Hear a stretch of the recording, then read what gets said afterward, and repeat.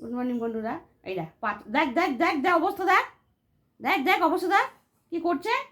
তো সরাসরি কি করে 6টার সময় ঘুম থেকে আমি 6টার সময় উঠি? হ্যাঁ উঠি।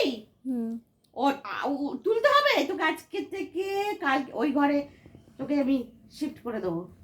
হ্যাঁ এখন এখন উঠছে না বিছনায়, দুবার নামিয়ে দিয়েছি, দুবারই ওরকম করেছে। আমাকে তো জানাবে না।